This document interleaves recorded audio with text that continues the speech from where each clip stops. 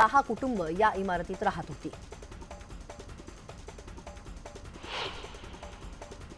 ठाण्यातील मुंब्रा परिसरात एक्सप्रेस गाडीचा अपघात थोडक्यात टळलाय। मुंब्र्याजवळ रेल्वे रुळावरती एक झाड पडलं होतं, त्यावेळी भागलपूर एक्सप्रेसच्या मोटरमननं प्रसंगावधान राखत वेळेत ब्रेक लावला आणि पुढचा अनर्थ टळला। जर रेल्वेचा एखादा डबा रुळांवरून घसरला असता तर अनर्थ होऊन मोठी दुर्घटना होण्याची शक्यता होती। तब्बल 1 तासांच्या प्रयत्नानंतर ती एक्सप्रेस पुन्हा मुंबईच्या दिशेने रवाना झाली। या घटनेत कुणालाही दुखापत किंवा जीवितहानी झालेली नाही।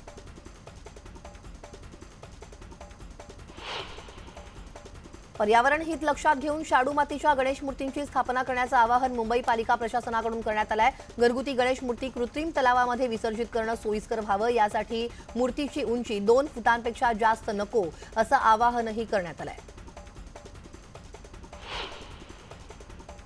कस्तुरबा मध्यवर्ती प्रयोगशाळेतील चाचण्यांमधील 269 नमुन्यातील 107 रुग्णांनी लशीची एकही मात्रा न घेतल्याचं समोर आलंय। यातील 22 जणांना रुग्णालयात दाखल करण्यात आलं असून यापैकी 3घांचा मृत्यू झालाय। पालिकेकडून ही माहिती देण्यात आली आहे। 13व्या जनुकीय चाचणीमध्ये 367 नमुन्यांची चाचणी करण्यात आली होती।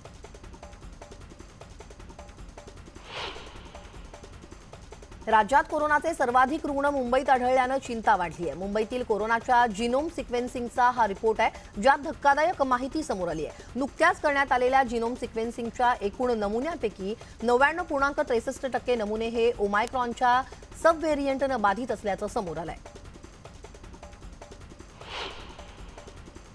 येस बँक घोटाळ्याप्रकरणी पुणे येथील बांधकाम व्यावसायिक अविनाश भोसले यांना ताब्यात देण्याची ईडीची मागणी विशेष सीबीआय न्यायालयानं मान्य केली आहे। आर्थिक गैरव्यवहाराशी संबंधित प्रकरणांची सुनावणी घेणाऱ्या विशेष न्यायालयानं भोसले यांच्या विरोधात वॉरंट बजावलंय। त्यानंतर विशेष सीबीआय न्यायालयानं ऑर्थोरोड कारागृह अधीक्षकांना भोसले यांना ईडीच्या ताब्यात देण्याचे आदेश दिले।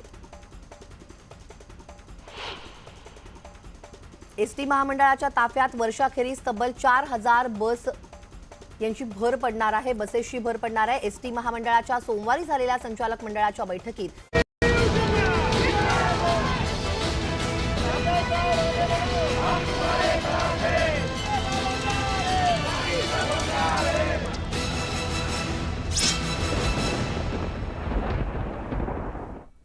नमस्कार, मी रेणुका बुलेटिनमध्ये तुमचं स्वागत। आताची प्रत्येक घडामोड आम्ही तुमच्यापर्यंत पोहोचवत राहणार आहोत अशासाठी, कारण हा सत्ता संघर्ष जो आता टोकाला पोहोचतोय त्यामधल्या महत्त्वाच्या काही बातम्यांनी बुलेटिनला सुरुवात करूयात। कारण एकनाथ शिंदे गट आता राज्यपाल भगतसिंग कोश्यारी यांची भेट कधी घेणार हा प्रश्न सध्या कळीचा आहे आणि याची उत्सुकता लागलेली असतानाच एक मोठी बातमी सध्या समोर येते आणि ती बातमी अशी आहे की प्रहार संघटनेचे आमदार आणि शिंदे गटाचे समर्थक असलेले बच्चू कडू उद्या सकाळी राज्यपालांना भेटणार असल्याची माहिती सध्या कळते। त्यामुळे आताची ही एक महत्त्वाची बातमी आणि पत्र पाठवणार ते कोश्यारींना अशी माहिती सध्या कळते। उद्या सकाळी 8:41 म्हणजेच अमावास्या संपल्यानंतर बच्चू कडू राज्यपालांपुढे अविश्वास प्रस्तावाचं पत्र सादर करतील अशी शक्यता वर्तवली जाते आणि त्याचबरोबर उद्या एकनाथ शिंदे यांच्याकडूनही अविश्वासाचं पत्र सादर केलं जाऊ शकतं अशी महत्त्वाची बातमी कळते। त्यामुळे आताच्या सरकारच्या काउंटडाऊन मधली एक महत्त्वाची बातमी आता आपण बघतोय। सूत्रांनी न्यूज 18 लोकमतला दिलेल्या माहितीमधली एक महत्त्वाची बातमी सध्या आपण बघतोय आणि एकनाथ शिंदे देखील हे पत्र देऊ शकतात अशी माहिती सध्या कळतेय। नेमकं काय घडतंय आपण जाणून घेऊयात। विनोद राठोड आमचे प्रतिनिधी आता आपल्या सोबत आहेत। विनोद, काय आताची अपडेट माहिती कळते याबद्दलची? नक्की शिंदे गटाचं एक प्रस्ताव या ठिकाणी पुढे आलाय अशी माहिती सूत्रांकडून देत आहे आणि शिंदे गटाकडून आणि खास करून भारतीय जनता पक्षाकडून 50-50% एकंदरीत फॉर्म्युला ठरला असल्याचं बोललं जात आहे आणि जे सरकार नवीन स्थापन होणार आहे त्यामध्ये शिंदे गटाकडून 50% तर भाजप गटाकडून 50% असा मंत्रिपदाचा या ठिकाणी रेशो ठरला आहे आणि मंत्रिपदाचं वाटपही या ठिकाणी ठरले आहेत।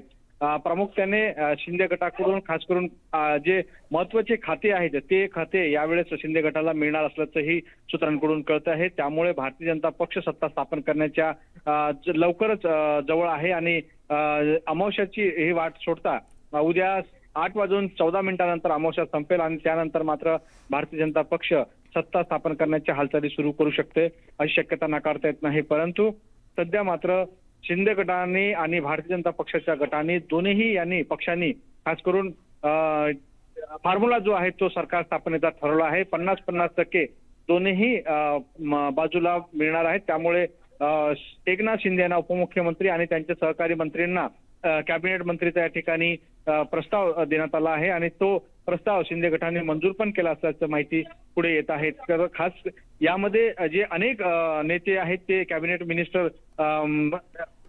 खास करून उद्धव ठाकरे यांच्या गटामध्ये होते, परंतु याही वेळेस त्यांना एकनाथ शिंदे गटांमध्ये मोठ्या प्रमाणात कॅबिनेट मंत्रीपद आणि चांगले खाते मिळणार असल्याची माहिती येत आहे. तर त्यामुळे भारतीय जनता पक्ष आणि शिंदे गट हे दोन्ही नेत्यांमध्ये याची चर्चा झाली असल्याची मिळते. आणि विनोद, म्हणजे सत्ता स्थापनेच्या दृष्टीनं बच्चू कडू यांनी अविश्वासासंदर्भातलं पत्र सादर करणं आणि ते एक पहिलं पाऊल म्हटलं जात आहे का? आणि तसं असेल तर हा फॉर्म्युला संदर्भातले आणखीन काही तपशील आम्हाला देखील सांगू शकाल का? जसं तुम्ही म्हणालात की 50-50 आहे, पण नेमकं कशा रीतीनं हे स्वरूप असेल याविषयी आणखी काही चर्चा सध्या रंगतात? नक्की. आता सर्वात महत्वाचा असा प्रस्ताव हा आहे की बच्चू कडू सहित काही आमदारांनी सरकारमधून पाठिंबा काढण्याचा एक प्रस्ताव आता राज्यपालाला दिल्यानंतर राज्यपाल त्यावर अंतिम निर्णय घेऊ शकतो. परंतु हा प्रस्ताव राज्यपालांकडे दिलाय, मात्र हा प्रस्ताव अजूनही गुपित असल्याचंही बोललं जात आहे. राज्यपाल कडून जो निर्णय घेण्यात येणार आहे तो म्हणजे फ्लोर टेस्टचा, म्हणजे सरकारला चाचणी करावं लागेल आणि बहुमत सिद्ध करावं लागेल. जर बहुमत सिद्ध केलं नाही तर मग दुसऱ्या सरकारला या ठिकाणी सरकार स्थापन करण्याचा या ठिकाणी निमंत्रण दिलं जाईल. परंतु सर्वात महत्वाची बाब अशी आहे की सरकार स्थापन करण्याच्या आधी सत्ताची जी वाटाघाटी आहे ती फार महत्वाची आहे आणि तशी वाटाघाटी मात्र दोन्ही पक्षांमध्ये म्हणजेच शिंदे गटांचं ठरलं असल्याचं बोललं जात आहे. त्यामुळे शिंदे गटाला 50% या ठिकाणी वाटणी मिळणार आहेत आणि भारतीय जनता पक्ष 50%. महत्वाची खाती 1-2 जर सोडली तर बाकी सर्व महत्वाची खाती शिंदे गटाला मिळणार आहेत. शिंदे गटाला खास करून उपमुख्यमंत्री पद, नगरविकासचं खातं, शक्यता अशी नाकारली जात नाही की गृहमंत्री पदही शिंदे गटाला मिळू शकते. कारण शिंदे गटांच्या या एकंदरीत निर्णयामुळेच भारतीय जनता पक्षाचं सरकार या ठिकाणी अस्तित्वात येऊ शकतं. त्यामुळे त्यांना जास्तीत जास्त वजन देण्याचं काम या ठिकाणी होऊ शकते, शक्यता नाकारता येत नाही. केंद्रीय गृह मंत्रालयात जर नाही दिलं तर इतर जे अतिरिक्त चांगले मंत्रालय आहेत त्यामध्ये महसूल खातं आहे, त्यानंतर शिक्षण खातं आहेत आणि ग्रामविकासचं खातं आहे, नगरविकासचं खातं आहे, यासारखे अनेक खाते जे आहेत ते या ठिकाणी मिळू शकतं. अर्थ जे खातं आहे ते मात्र भारतीय जनता पक्ष आपल्या स्वतः जवळ ठेवण्याचा प्रयत्न करणार आहे. वन जे खातं आहे ते मात्र शिंदे गटाला याआधीही शिंदे गटांच्या जवळच्या नेत्यांकडे होतं आणि आता मात्र तेही त्यांच्याचकडे देण्यात येणार असल्याचं बोललं जात आहे. यामध्ये एक गोष्ट मात्र या ठिकाणी निश्चित पाहायला मिळाली आहे की जे खाते शिवसेना व्यतिरिक्त काँग्रेस आणि राष्ट्रवादी काँग्रेस पक्षाकडे होते ते खाते मात्र आता शिंदे गटांना मिळणार असल्याचं बोललं जात आहे. त्यामुळे या सगळ्या घडामोडींना आता वेग आलाय. विनोद, तुम्ही म्हणताय त्याप्रमाणे हे 50-50चा फॉर्म्युला ठरतोय आणि अशा चर्चा सध्या रंगतायत आणि त्याचबद्दल संदर्भातली एक महत्वाची बातमी आहे ती आपण बघितली की ती म्हणजे बच्चू कडू उद्या सकाळी राज्यपाल भगतसिंग कोश्यारींना हे पत्र पाठवणार असल्याची माहिती कळते आणि सकाळी 8:41 म्हणजे अमावास्येचा काळ संपल्यानंतर बच्चू कडू राज्यपालांपुढे अविश्वासासंदर्भातलं प्रस्तावाचं एक पत्र सादर करतील अशी शक्यता सध्या वर्तवली जाते. पुढची बातमी या संदर्भातली आपण बघणार आहोत, कारण सुप्रीम कोर्टाच्या आदेशाला डावलून राज्यपालांनी महाविकास आघाडी सरकारला फ्लोर टेस्ट घेण्याचे आदेश दिले तर राज्यपालांचे कृत्य घटनाबाह्य असू शकतं असं स्पष्ट मत ज्येष्ठ घटनातज्ञ उल्हास बापट यांनी व्यक्त केलंय. या संदर्भात त्यांच्याशी सविस्तर बातचीत केली आमचे प्रतिनिधी चंद्रकांत पुंदे यांनी. खरंच 11 तारखेच्या उद्धव सरकार पडू शकतं का, हा सगळ्यात महत्त्वाचा मुद्दा आहे. कारण सुप्रीम कोर्टाचे आदेश आहेत की 11 तारखेपर्यंत जैसे ती परिस्थिती राहणार. म्हणूनच या संदर्भात अधिक माहिती घेण्यासाठी आपल्यासोबत स्वतः घटनेचे अभ्यासक डॉक्टर उल्हास बापट सर आहेत. सर, मला सांगा, खरंच हे पॉसिबल आहे? ते 174 कलमाखाली सत्र बोलावणं, सत्रांत करणं आणि विधानसभा बरखास्त करणं हे अधिकार गव्हर्नरकडे आहेत. परंतु हे मुख्यमंत्र्यांच्या सल्ल्यानुसार आणि त्यांच्या म्हणण्यानुसार वापरावे लागतात. त्यामुळे आत्ता उद्धव ठाकरे तर काही असं सांगणार नाही आहेत की अधिवेशन बोलवा. त्यामुळे आत्ता जर का राज्यपालांनी अधिवेशन बोलवलं या कारणाकरता तर ते घटनाबाह्य कृत्य ठरेल असं मला घटनेचा प्राध्यापक म्हणून वाटतं. आणि गंमत अशी आहे की आत्तापर्यंत अशा तऱ्हेने मला घटनाबाह्य वाटतं असं वागणूक राज्यपालांची आधी झालेली आहे. उदाहरणार्थ विधान परिषदेचे जे सदस्य नेमायचे असतात ते त्यांनी नेमले नाही, 2 वर्ष झाली आता.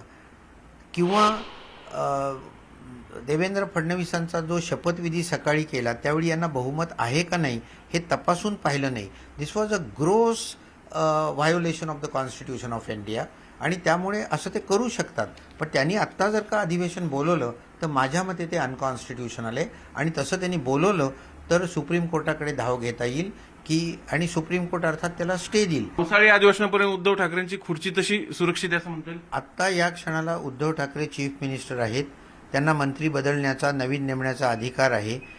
शिवसेना हा पक्ष पण अस्तित्वात आहे, कारण नवीन पक्षाला अजून इलेक्शन कमिशननी मान्यता दिलेली नाही. त्यामुळे स्टेटस को 11 तारखेपर्यंत मेंटेन करायला पाहिजे. ते बापट सर यांनी स्पष्टपणे क्रिस्टल क्लिअर सांगितलेलं आहे की 11 तारखेपर्यंत उद्धव ठाकरे हेच मुख्यमंत्री राहतील, कारण घटनेनुसार राज्यपालांना मध्येच फ्लोर टेस्ट बोलवता येत नाही. आणि जर समजा त्यांनी तसं केलं तर मविया सरकारला या राज्यपालांच्या आदेशाविरोधात सुप्रीम कोर्टात जायचा पूर्ण अधिकार आहे आणि ते तसंच होईल. व्हिडिओ जर्नलिस्ट सचिन हंचाटेसह चंद्रांत फुंदे, न्यूज 18 लोकमत, पुणे. आणि यानंतर सत्ता संघर्ष संदर्भातली आणखीन एक बातमी आली आहे गुवाहाटीहून. मी आजही शिवसेनेत आहे आणि हिंदुत्वाचा विचार पुढे नेण्यासाठी एकनाथ शिंदेंसोबत जाण्याचा निर्णय घेतला, असं स्पष्टीकरण दिलंय उदय सामंत यांनी. गेल्या काही दिवसांपासून शिवसेना पक्ष कमकुवत करण्याचं जे कारस्थान सहयोगी पक्षांकडून सुरू आहे त्याला कंटाळून मी गुवाहाटीला आलोय, असं देखील सामंत यांनी म्हटलंय. कोणाच्याही गैरसमजाला आपण बळी पडू नका. मी शिवसेनेतच आहे. वंदनीय बाळासाहेबांची, उद्धव साहेबांची शिवसेना ही टिकली पाहिजे, यासाठी आम्ही सगळ्यांनी घेतलेला हा निर्णय आहे. आणि म्हणून याचं एकच उदाहरण मी आपल्याला देतो की जी 15-20 दिवसापूर्वी राज्यसभेची निवडणूक झाली आणि त्याच्यामध्ये छत्रपती संभाजीराजांना पुरस्कृत म्हणून आपण तिकीट देणार होतो. त्याच्यानंतर आपण सर्वसामान्य शिवसैनिकाला ते तिकीट दिलं, परंतु त्या शिवसैनिकाला राज्यसभेमध्ये कसं जाता येणार नाही याचा परफेक्ट बंदोबस्त हा घटक पक्षांनी केला. आणि अशाच पद्धतीने शिवसेना संपवण्याचा प्रयत्न हे घटक पक्ष करतायत. आणि म्हणून या घटक पक्षाच्या वाईट नजरेच्या विळख्यातनं शिवसेनेला बाहेर काढण्यासाठी एकनाथजींनी जी मोहीम आखलेली आहे या मोहिमेमध्ये मी सामील झालेलो आहे. आणि म्हणून कुणीही गैरसमज करून घेऊ नये, मतदारसंघातल्या जनतेनं गैरसमज करून घेऊ नये. उदय सामंत यांची प्रतिक्रिया आपण बघितली, पण एकीकडे राज्यातलं महाविकास आघाडी सरकारवरचं संकट आणखीन गडद होताना दिसते आणि त्याची शक्यता दिसते अशासाठी, कारण भाजपकडूनही लवकरच राज्यपाल भगतसिंग कोश्यारी यांची भेट घेऊन विश्वासदर्शक ठरावाची मागणी करण्याची शक्यता सध्या वर्तवली जाते. आणि त्यासाठी विशेष अधिवेशन बोलवलं जाऊ शकतं. जर राज्यपालांनी भाजपची ही मागणी मान्य केली तर विशेष अधिवेशनात शिंदे गटाचे आमदार अनुपस्थित राहतील आणि महाविकास आघाडी सरकारला बहुमताचा आकडा गाठण्यात अपयश येईल. भाजपच्या वरिष्ठ सूत्रांनी दिलेल्या माहितीनुसार येत्या शनिवार रविवारपर्यंत राज्यात नवीन सरकार स्थापन होऊ शकतं अशी माहितीही कळते. त्यामुळे आत्ताच्या क्षणाची एक महत्त्वाची बातमी आणि ती म्हणजे विश्वासदर्शक ठराव लवकरच येतील असे संकेत सध्या भाजपच्या गोटातून मिळते. आणि तसं झालं तर शनिवार रविवारपर्यंत राज्यात नवीन सरकार स्थापन होईल अशी शक्यता सध्या व्यक्त होते आणि तशा पद्धतीच्या हालचाली सध्या भाजपच्या गोटातून देखील सुरू आहेत अशी माहिती कळते. त्यामुळे रविवारपर्यंत राज्यात नवीन सरकार येऊ शकतं का आणि त्या दृष्टीनं काय काय हालचाली या सगळ्या पडद्यामागे सुरू आहेत, या सगळ्या हालचालींना आता प्रचंड वेग आलेला आहे. त्यामुळे विश्वासदर्शक ठरावाची मागणी भाजपकडून केली जाऊ शकते आणि विशेष अधिवेशन त्यासाठी बोलावलं जाऊ शकतं. आणि राज्यपालांनी समज भाजपची मागणी मान्य केली तर शिंदे गटाचे आमदार समज या सगळ्या प्रक्रियेमध्ये अनुपस्थित राहिले तर मात्र सरकारचं भवितव्य दोलायमान होऊ शकतं आणि सरकार भीषण अडचणीमध्ये येऊ शकतं.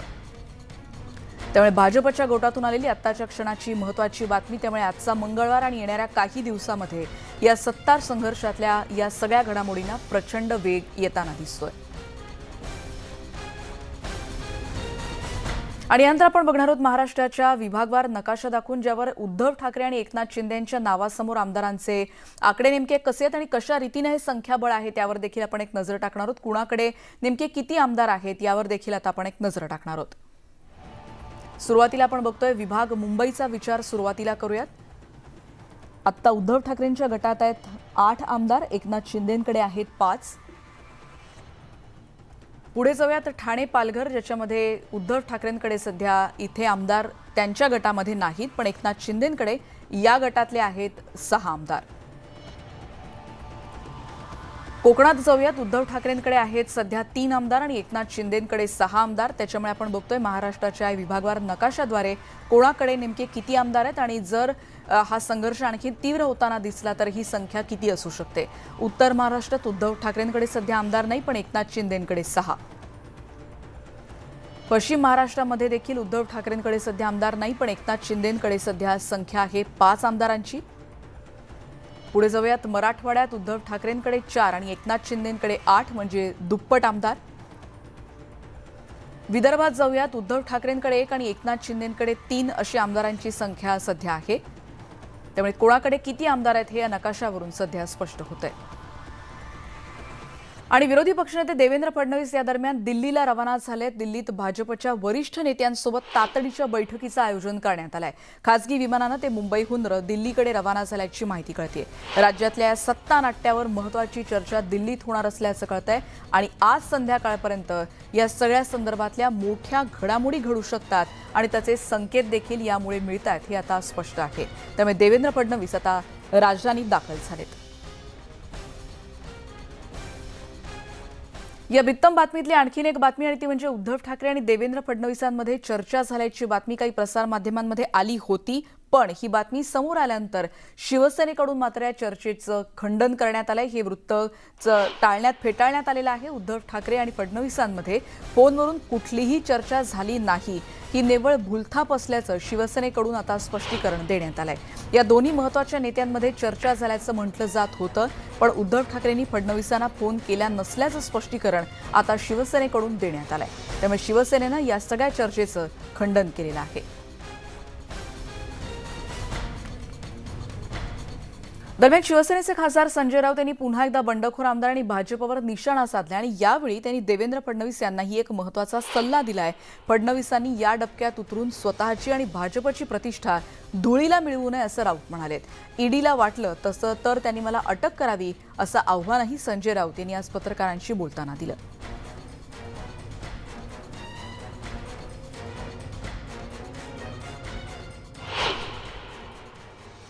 त्याने आता सध्या जे डबकं झालंय त्या डबक्यात उतरू नये, त्यांची प्रतिष्ठा होईल असं माझं त्यांना एक मित्र म्हणून सांगणं आहे. ज्या पद्धतीचं डबकं काही लोकांनी तयार केलं आहे राजकारणात,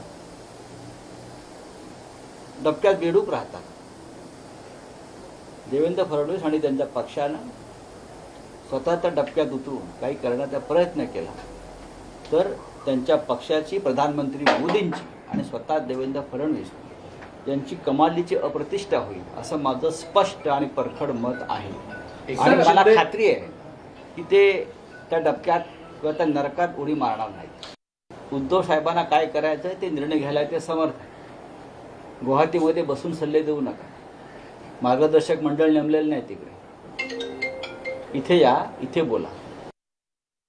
पुढे काही दिवस हे पक्षाचे कार्यक्रम आहेत, ते माझ्यासाठी महत्त्वाचं आहे.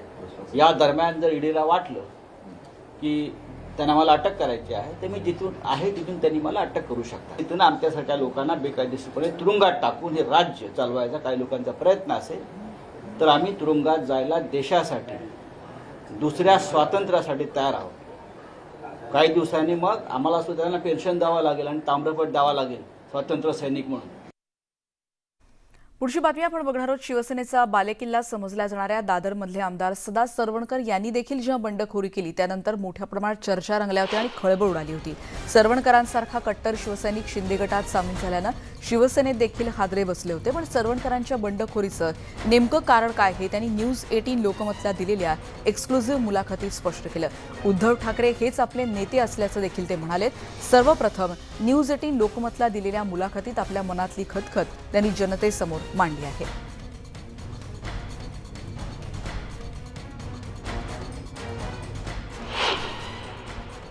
त्याच्यापेक्षा जास्त असेल तो संजय राऊतांवरती आहे. निष्ठावंत शिवसैनिकांचा जे उपरी आहेत ना त्यांचं सोडून द्या.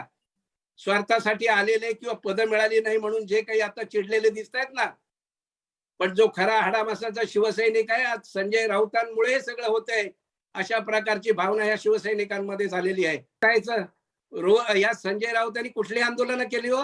शिवसेनेत कधी आले ते 2002 साली ज्या वेळेला जे सामनाची बिल्डिंग आपल्याला दिसते ना त्या ठिकाणी कम्युनिस्टांचं कार्यालय होतं, बनत होती बिल्डिंग. आम्ही थांबवली ती. नंतर कम्युनिस्टांची बिल्डिंग शिवसेनेने विकत घेतली. माझ्या नेतृत्वाखाली ती बिल्डिंग उभी राहिली. तिथे टँकरनं पाणी आम्ही दिलेले आहेत. सामना सुरू झाल्यानंतर पहिला वर्धापन मी केलाय, दुसरा वर्धापन मी केलाय, तिसरा वर्धापन माझ्या हातातनं काढून घेतला आणि त्यानंतर संजय राऊत तिथे आलेले आहेत. संजय राऊतांची हिस्ट्री, संजय राऊतांनी माझ्याबद्दल काही बोलणं, अयाराम गयाराम आम्ही नाहीत. काही लोकांना तुम्हाला डोईजड होत आहेत म्हणून बाहेर काढण्याचा प्रयत्न करता. हा पक्ष सरकारामध्ये अग्रगण्य आणि प्रमुख्याचा पक्ष आहे अशा प्रकारचं एक वातावरण निर्माण झालं आणि हा पक्ष आपलं बिलकुल कामं करत नाही हे ज्या वेळेला लक्षात आलं त्यावेळेला मग आम्हाला असं वाटलं की शिवसेना या नावानेच जर काही पुढे जाता येणार असेल, मतदारांची काही कामं करणं शक्य असेल, तर तशा दृष्टीने शिंदे साहेबांशी बोलून हा एक मार्ग शोधण्याचा हा प्रयत्न होता. एकनिष्ठ हा मतदारांशी आहे आणि त्यामुळे मतदारांची ज्यांनी मला मतदान केलंय त्यांची जर कामं होणार असतील तर मला आनंद होता, पण त्यांची कुठलीही कामं होत नाहीत आणि त्यामुळे अशा प्रकारचा निर्णय घ्यावा लागला. आम्ही कोणीही शिवसेनेच्या विरुद्ध नाही, पक्षप्रमुख उद्धव साहेबांच्या विरुद्ध नाही, ते शिंदे साहेबही नाहीत. मात्र मतदारसंघातली कामं ह्याला आम्ही प्राधान्य दिलं आणि ती जर कामं होणार नसतील तर मात्र काहीतरी वेगळा मार्ग शोधावा या दृष्टीने हा प्रयत्न आहे. जे सरकार कामच करत नसेल त्या सरकार अडचणीत येईल का नाही याची चिंता करण्या एवढी सुद्धा वेळ नव्हती. त्याचं कारणच आहे, आज माझ्या इथे 160 कुटुंब हे रस्त्यावर आहेत, धोकादायक बिल्डिंग आहे, महानगरपालिकेने लाईट कापलं, पाणी कापलं, लोक रस्त्यावर आहेत, हे समस्या सुद्धा आम्ही शासनाकडे सांगितल्या. मंत्री महोदय जितेंद्र आव्हाड आहेत, कधीही या प्रश्नांकडे त्यांनी लक्ष दिलं नाही.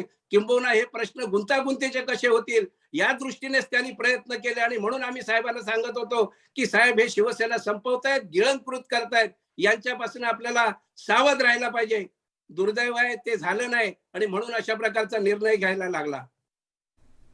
सदा सरवणकर यांनी थेट गुवाहाटीहून न्यूज 18 लोकमतशी संवाद साधला आणि त्याच दरम्यान दीपक केसरकर यांच्याशी देखील आम्ही संवाद साधला होता. महाविकास आघाडी सरकार अल्पमतात आहे आणि राज्यात सत्ता स्थापनेबद्दल लवकरच पावलं उचलली जातील असं शिंदे गटाचे प्रवक्ते असलेले दीपक केसरकर यांनी न्यूज 18 लोकमतला दिलेल्या खास मुलाखतीत सांगितलंय. आमची नाराजी उद्धव ठाकरेंवर नाही, महाविकास आघाडी सरकारवर आपण नाराज असल्याचं केसरकर म्हणालेत आणि राऊतांमुळे शिवसेनेचं नुकसान होत असल्याचा पुनरुच्चारही केसरकर यांनी केला.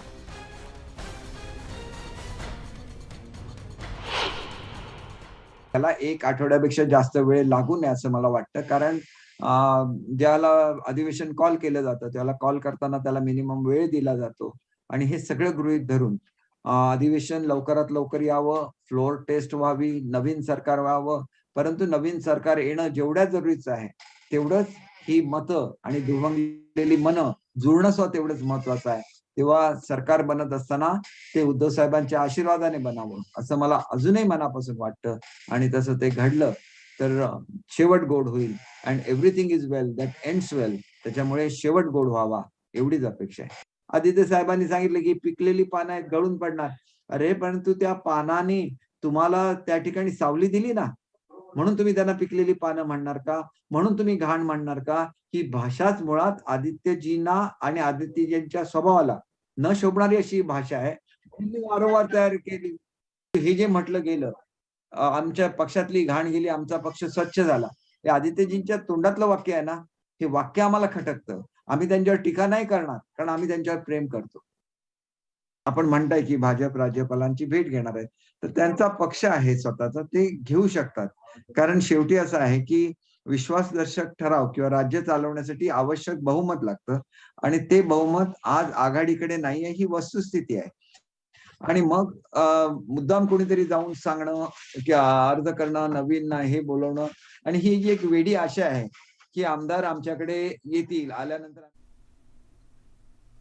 आताच्या क्षणाची महत्त्वाची दृश्य सध्या आपण बघतोय आणि जी न्यूज 18 लोकमतवर एक्सक्लुझिव्ह दृश्य आहेत आणि ती आहेत गुवाहाटीमधली आणि ज्याच्यात आपण बघतोय की एकनाथ शिंदे सध्या या हॉटेल परिसराच्या म्हणजे हॉटेलमधून बाहेर येताना दिसत आहेत. त्यामुळे आताच्या क्षणाची सगळ्यात महत्त्वाची दृश्य म्हणायला हवी. आपण आणखीन माहिती जाणून घेण्याचा प्रयत्न करणार आहोत, पण ज्यांच्या भोवती हे सगळं सध्या सत्तेचं राजकारण सध्या फिरतंय आणि त्यातलं अत्यंत महत्त्वाचं नाव आणि ते म्हणजे एकनाथ शिंदे हे सध्या हॉटेलच्या परिसरामध्ये दिसत आहेत आणि त्यामुळे ते आणखीन म्हणजे त्यांच्याविषयी असं देखील म्हटलं जात होतं का की ते महाराष्ट्रात कधी येतात याविषयी देखील अनेक शक्यता व्यक्त केल्या जात होत्या. पण आत्ताच्या क्षणाची एक महत्त्वाची बातमी आणि ती म्हणजे ते आता सध्या गुवाहाटीत असल्याचं आता स्पष्ट झालेलं आहे. त्यामुळे येत्या काही दिवसामध्ये सत्तांतराच्या दृष्टीनं काही महत्त्वाच्या घडामोडी निश्चित घडू शकतात आणि त्या दृष्टीनं या सगळ्या प्रत्येक हालचालींवर देखील सगळ्याच प्रसारमाध्यमांची नजर असणार आहे. पण एक्सक्लुझिव्ह दृश्य ही न्यूज 18 लोकमतवर सध्या आपण बघतो. एकनाथ शिंदे सध्या फोनवर बोलतायत आणि ते संवाद साधत सध्या समोर येताना सध्या दिसत आहेत. ते मीडियाशी संवाद साधतात का याबद्दल देखील उत्सुकता असेल, पण शिंदे सध्या या हॉटेल परिसरात सध्या आपल्याला दिसत आहेत आणि आपल्याला माहिती आहे की ज्यांनी केलेल्या बंडामुळे प्रचंड सध्या राजकारणामध्ये वेग आलेला आहे घडामोडीनं, असे व्यक्तिमत्व आणि शिंदे सध्या रेडिसन ब्लू हॉटेलच्या परिसरामध्ये सध्या आपल्याला पाहायला मिळत आहेत. त्यामुळे प्रसारमाध्यमांची प्रचंड गर्दी तर आहेच, कारण प्रत्येक घडामोडीवर लक्ष असणारी फक्त ही महाराष्ट्रातली घडामोड नाही तर देशाच्या राजकारणात देखील ही महत्त्वाची घडामोड अशासाठी ठरू शकते. जर समज सत्तांतराचे हे संकेत असतील तर त्या दृष्टीनं होणारी प्रत्येक घडामोड ही निश्चितच महत्त्वाची आहे. प्रसारमाध्यमांना देखील ते अभिवादन हात दाखवतायत, कदाचित ते बोलतील असं देखील म्हटलं जात आहे. लक्ष्मण घाटोळमचे प्रतिनिधी सध्या आपल्या सोबत आहेत. लक्ष्मण, आत्ताच्या क्षणाची महत्त्वाची दृश्य आपण बघतोय एकनाथ शिंदे जे आहे हॉटेलच्या बाहेर हॉटेलच्या बाहेर असलेल्या माध्यमांच्या प्रतिनिधींना भेटण्यासाठी एकनाथ शिंदे जे आहे ते हॉटेलच्या प्रवेशद्वारापर्यंत आलेले. हॉटेल रेडिसन ब्लूच्या परिसरात ही दृश्य आपण बघतोय. एकनाथ शिंदे जे दिसते आपल्याला दृश्यांमध्ये माध्यमांच्या प्रतिनिधीशी कदाचित ते संवाद साधतील अशी अपेक्षा आहे, मात्र ते दूर थांबलेले आहे, हे तयार नाहीये. एकनाथ शिंदे गेल्या 6 दिवसापासून या हॉटेल रेडिसन ब्लू मध्ये होते. ते मुंबईला गेले, दिल्लीला गेले, अशा प्रकारच्या वेगळ्या माहिती जी आहे ती यापूर्वी आपल्याला होती, मात्र आज ते या ठिकाणी आलेले आहे. शिवसेनेचे बंडखोर नेते म्हणून सध्या सर्वश्रुत एकनाथ शिंदे जे आहे ते आता अशा प्रकारे माध्यमांशी बोलण्याचा प्रयत्न करत आहे. काहीतरी ते आता बोलताय. आपण ते काय नेमकं बोलताय ते देखील ऐकूया थेट.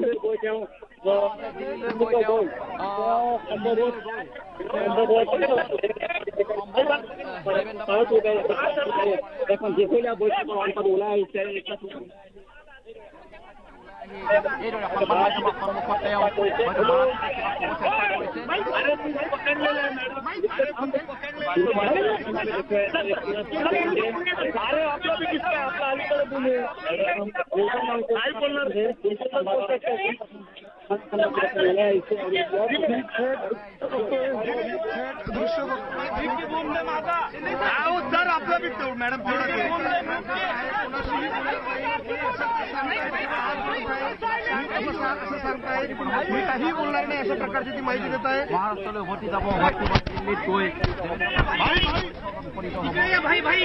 शिंदे साहेब 2 मिनिटं द्या भाई, थोडंसं इकडे भाई थोडंसं इकडे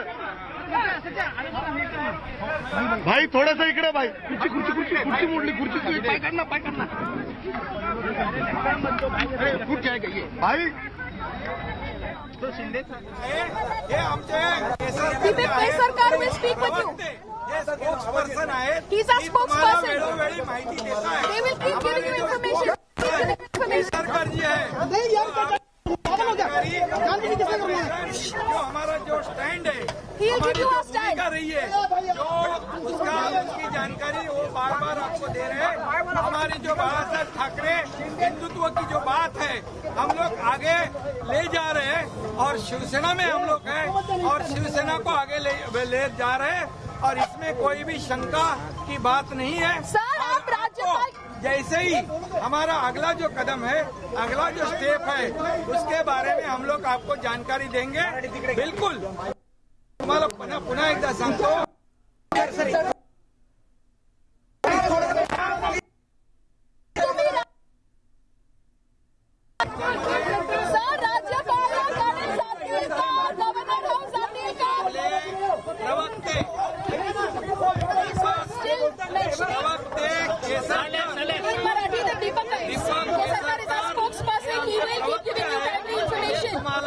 वेळोवेळी याची माहिती देत आहेत आणि पुढची जी माहिती आहे ती देखील वेळोवेळी देतील. आमची जी भूमिका आहे त्या बाबतीमध्ये केसरकर साहेब स्वतः आपल्यापर्यंत माहिती देणार आहे.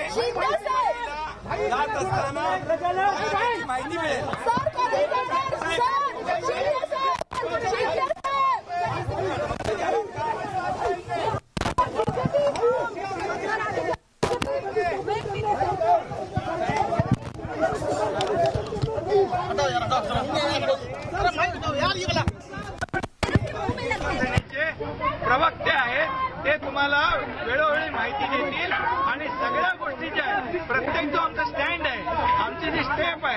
याची माहिती प्रवक्त्यांच्या माध्यमातून आपल्याला मिळेल.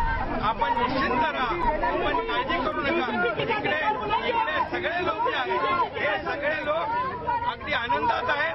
ही माहिती बाहेर मिळते की आमच्याबरोबर एवढे संपर्कात आहेत, तेवढे संपर्कात आहेत. कृपया त्यांनी नावं सांगावी आणि मग त्याचं स्पष्टता या ठिकाणी येईल. त्याच्यामध्ये खोटी माहिती दिशाभूल करण्याचं काम समोर जे लोक आहेत ते करतायत. त्यामुळे त्याच्यावर कुणी विश्वास ठेवण्याची आवश्यकता नाही. इथे 50 लोक आहेत. हे 50 लोक स्वतःच्या मर्जीने आलेत आणि ते खुश आहेत, आनंदी आहेत. एक भूमिका घेऊन आम्ही आलेलो आहे. या कुठल्याही परिस्थितीमध्ये स्वतःच्या स्वार्थासाठी इथे 40-50 लोक आलेले नाहीत. एक हिंदुत्वाची भूमिका, बाळासाहेबांची भूमिका घेऊन या ठिकाणी हे लोक आलेले आहेत. त्यामुळे आता पुढची जी काय माहिती आहे ती दीपक केसरकर आपल्याला देतील.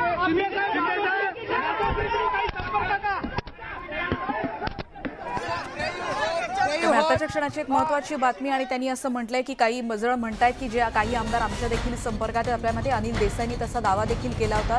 त्यांनी असं म्हटलंय त्यांनी आम्हाला नावं द्यावीत. आत्ता इथे जे 40-50 लोक आहेत ते स्वतःच्या मर्जीनं आलेले आहेत, आनंदात आहेत, खुशीत आहेत असं देखील त्यांनी आता म्हटलेलं आहे. आणि यापुढची जी काही भूमिका असेल ती आमच्याकडून दीपक केसरकर, आपल्याला माहिती आहे शिंदे गटाचे प्रवक्ते म्हणून दीपक केसरकर सातत्यानं ही बाजू मांडताना दिसत आहेत. आणि त्यामुळे यापुढची देखील प्रत्येक घडामोड दीपक केसरकरच तुमच्याशी संपर्क साधतील, तुम्हाला कळवली जाईल, तुम्ही निश्चिंत राहा असं देखील त्यांनी यामध्ये म्हटलेलं आहे. त्यामुळे आताच्या क्षणाची एक महत्त्वाची बातमी, अगदी काही मिनिटांसाठी एकनाथ शिंदे या परिसरात हॉटेलमधून त्या बाहेरच्या भागात आले होते आणि या प्रांगणामध्ये येऊन त्यांनी मीडियाशी आता संवाद देखील साधलेला आहे.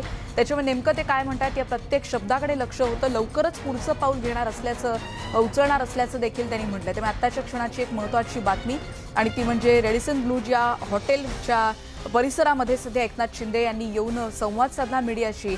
आमच्याकडे 50 आमदार असल्याचं देखील त्यांनी म्हटलं आणि त्याचबरोबर त्यांनी स्पष्ट केलेलं आहे. आणि ते म्हणजे यापुढे जर कोणी, याच्या आधी देखील कोणी म्हटलं असेल की आमच्या संपर्कात आहे तिकडचे काही आमदार, तर त्यांनी नावं द्यावीत असं देखील एक प्रकारे आव्हान त्यांनी दिलेलं आहे. त्यामुळे आमच्याकडचे सगळेजण हे स्वतःच्या मर्जीनं आलेले आहेत. एक विचार घेऊन आम्ही पुढे जातो आणि त्याचबरोबर शिवसेना प्रमुखांनी दिलेला विचार आणि हिंदुत्वाचा मुद्दा घेऊन आम्ही पुढे जात असल्याचं देखील एकनाथ शिंदे यांनी म्हटलंय.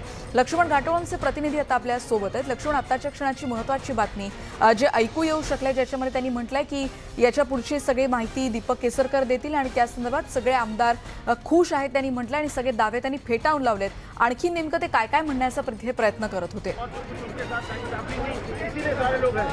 खरं तर Eknath Shinde hotel Radisson Blu बाहेर तब्बल 6 दिवसांनी आले आणि त्यांनी माध्यमांशी ज्यावेळेला संवाद साधला त्यावेळेला त्यांनी स्पष्ट सांगितलं की या ठिकाणी असलेले सगळे 48 आमदार जे आहे ते खुश आहे, ते कुणाच्याही संपर्कात नाहीये. बाहेर ज्या वावड्या उठवल्या जात आहेत ते केवळ वावड्या आहे. आम्ही शिवसेना सोडलेली नाही. आम्ही शिवसेनेचं हिंदुत्व जे आहे ते अद्यापही अबाधित आहे. कुठल्याही प्रकारे आम्ही शिवसेना सोडण्याचा निर्णय घेतलेला नाही. मात्र ज्यावेळेला न्यूज 18 लोकमत त्यांना आपण भाजपला सपोर्ट करणार का, भाजप बरोबर जाणार का, अशा प्रकारचा ज्यावेळेला प्रश्न विचारला त्यावेळेला मात्र त्यांनी बोलण्यास नकार दिला. त्यावरही ते स्पष्ट म्हणाले की आपण अजून शिवसेना सोडलेली नाही, आपण शिवसेनेतच आहोत, अशा प्रकारचं ते वारंवार विधान करताय. खरं तर अतिशय राजकीय असं विधान ते करताय आणि त्यामध्ये सगळ्यात महत्वाचा मुद्दा जो आहे तो एकनाथ शिंदेचा हा होता की आम्ही सगळे आतमध्ये असलेले आमदार जे आहेत ते खुश आहोत. कुठल्याही प्रकारचा दबाव आमच्याकडनं आमदारांवरती घातला गेलेला नाही. सगळे आमदार अगदी आनंदात आहे आणि कुठल्याही परिस्थितीमध्ये आम्ही फुटणार नाही असं देखील शिंदे म्हणालेले आहे. आणि आमच्या या सोबत असलेल्या आमदारांच्या भावना त्यांनी वारंवार वेगळ्या माध्यमातून व्यक्त करून दाखवलेल्या आहे. त्यामुळे या आमदारांच्या ज्या भावना आहेत त्या नव्यानं व्यक्त करण्याची आवश्यकता नाही. हे सगळे आमदार जे आहे ते अत्यंत खुश आहे. आम्ही सगळे सोबत आहोत आणि सरकार स्थापनेबाबतही आम्ही त्यांना ज्या वेळेला विचारलं त्यावेळेला सरकार स्थापनेबाबतचा निर्णय जो आहे तो लवकर घेतला जाईल असं देखील ते म्हणालेले आहे. त्यामुळे 2 वेगळ्या मुद्द्यांवरती खरं तर त्यांनी बोलण्याचा प्रयत्न केला की आपण शिवसेना सोडलेली नाहीये, आपण कुणाचाही पाठिंबा काढून घेतलेला नाही असंही ते म्हणालेले आहे. त्यामुळे अगदी सूचक अशा प्रकारची विधानं संजय राऊतांकडनं केली जात आहे. मी पुन्हा एकदा ज्या ठिकाणून शिंदे राऊत बाहेर पडले त्या हॉटेलची दृश्य आपल्याला दाखवतो. आपल्याबरोबर आपले कॅमेरामन हेमंत बागुल आहे. मी त्यांना विनंती करतो की आतमध्ये ज्या भागातून एकनाथ शिंदे दाखल झाले होते ती ही दृश्य आहे. समोर दिसणाऱ्या ज्या वाहनं आहेत, ज्या गाड्या आहेत त्याच्या बाजूला आता देखील एकनाथ शिंदे जे आहे ते उभे दिसत आहे आपल्याला आणि आतमध्ये त्यांच्यासोबत काही कार्यकर्ते आहेत, ठाण्याचे, मुंबईचे पदाधिकारी आहेत, शिवसेनेचे जुने, त्यांच्याशी ते संवाद साधताय. मात्र ही 4 लेअरची सुरक्षा सुरक्षा पार करून त्यांच्यापर्यंत जाणं शक्य नाहीये. मात्र असं असलं ही 4-5 लेअरची खरं सुरक्षा त्यांच्या आजूबाजूला आहे, त्यामुळे त्यांच्यापर्यंत थेट माध्यमांना जाता येत नव्हतं किंवा एवढ्या लोकांना आत सोडलं जाऊ नव्हतं. म्हणून स्वतः एकनाथ शिंदे जे आहे ते रॅडिसन ब्लूच्या या प्रवेशद्वारापर्यंत आले आणि त्यांनी माध्यमांकडे आपली भूमिका जी आहे ती स्पष्ट केली. ते वारंवार एक गोष्ट सांगत होते की बाहेर ज्या वावड्या उठवल्या जातात त्या अगदी चुकीच्या आहे. आमच्यामध्ये कुठल्याही प्रकारचे गटतट नाहीये. कोणीही आमच्यातला एकही आमदार जो आहे तो ऐनवेळी फुटणार नाही. आमच्यातल्या सगळ्या आमदारांमध्ये आनंदाचं वातावरण आहे. त्यांच्यामध्ये कुठल्याही प्रकारची भीती जी आहे ती या आमदारांमध्ये नाहीये. अशा प्रकारची माहिती जी आहे ती शिंदे वारंवार देत आहे. आणि जर आपण एक बघितलं तर आता शिंदे जे आहे ते कुठेही हटायला तयार नाही. आम्ही त्यांना हेही विचारलं की आपण पुन्हा मातोश्रीवर परतणार का, शिवसेनेकडनं जे आपल्याला आवाहन केलं जातंय परत येण्याचं त्यावरही आपण काही बोलणार आहात का. मात्र त्यावर त्यांनी स्पष्ट बोलण्यास नकार दिलेला आहे. आम्ही आमचा निर्णय घेतलेला आहे. आम्ही हिंदुत्वाच्या मुद्द्याला घेऊन बाहेर पडलेलो आहे आणि आम्हाला हा निर्णय घेत असताना कुठलाही गैर जे आहे ते वाटत नाहीये.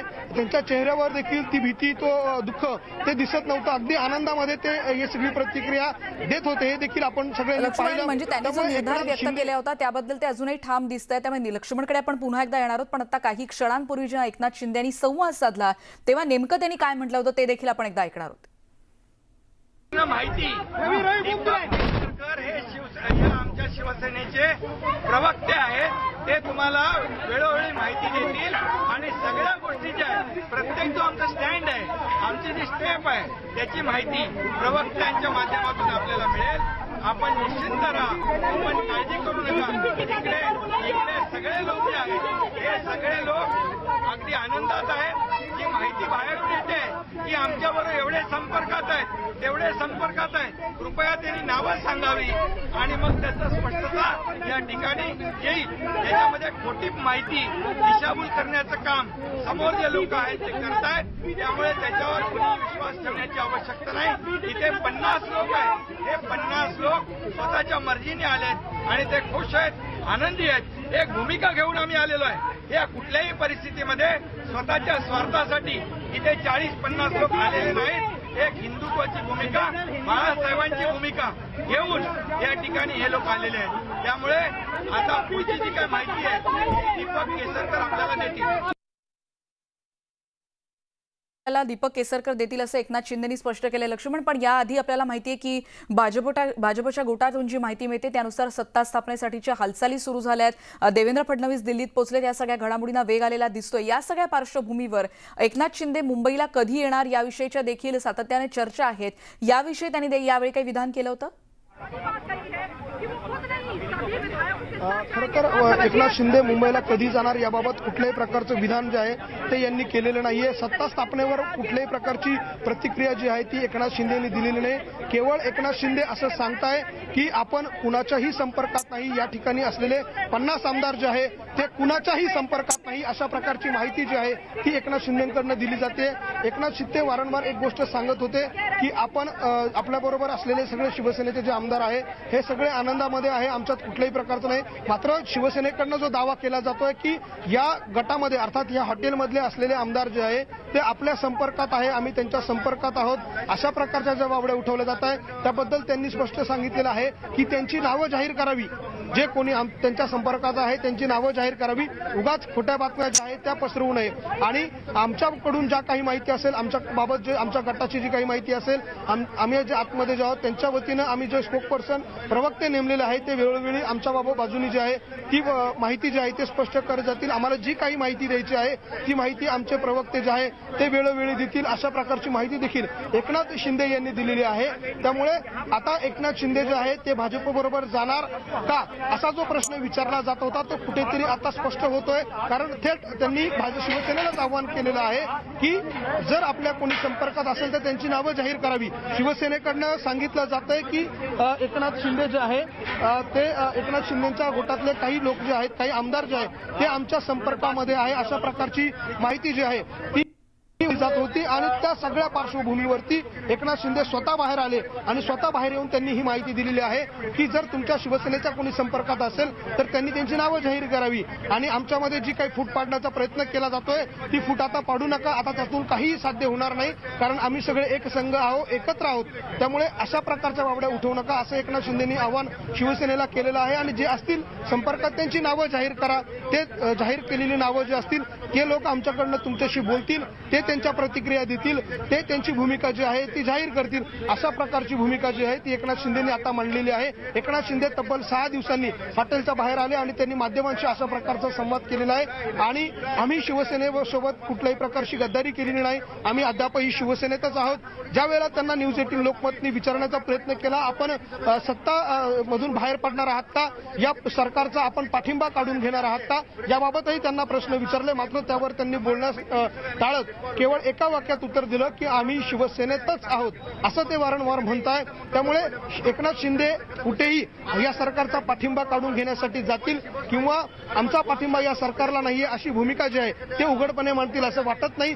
ज्या वेळेला फ्लोर टेस्ट होईल त्याच वेळेला एकनाथ शिंदेचा हा गट जो आहे तो हिंदुत्वाचा मुद्दा घेऊन भारतीय जनता पार्टीच्या उमेदवाराला, मुख्यमंत्री पदाच्या दावेदाराला पाठिंबा देऊ शकता, सरकारला पाठिंबा देऊ शकता. अशा प्रकारची अप्रत्यक्षपणे चित्र जे आहे ते या ठिकाणी आहे. आणि एकनाथ शिंदेच्या बोलण्यातनं ही सगळी प्रतिक्रिया जी आहे ती आपल्याला जाणवत होती की एकच गोष्ट सांगत होते, आम्ही शिवसेना सोडलेली नाहीये. या ठिकाणी असलेले सगळे आमदार जे आहेत ते खुश आहेत. आपण जर राजकीय घडामोडी बघितल्या तर एकनाथ शिंदे न्यायालयात गेलेले आहे. ज्या आमदारांना निलंबित केलं त्यांच्या सगळ्या प्रकरणाला घेऊन ते न्यायालयात गेलेले आहे.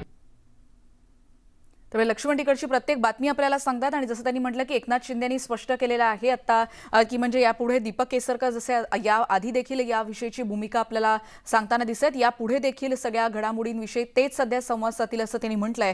प्रसारमाध्यमांची तब्बल 6 दिवसांनंतर एकनाथ शिंदेनी प्रत्यक्ष आता संवाद साधलेला आता आपण त्यांनी बघतो. आणि त्याचबरोबर ज्यांनी आतापर्यंत असं म्हटलंय की शिंदे गटातले काही आमदार आमच्या संपर्कात आहेत त्यांना त्यांनी थेट आव्हान दिलंय. त्यांनी म्हटलंय की या संदर्भातली नावं म्हणजे जे आमदार तुमच्या संपर्कात आहेत असं तुम्ही म्हणताय ती नावं जाहीर करा. इकडून आमदार त्याविषयीचं स्पष्टीकरण देतील.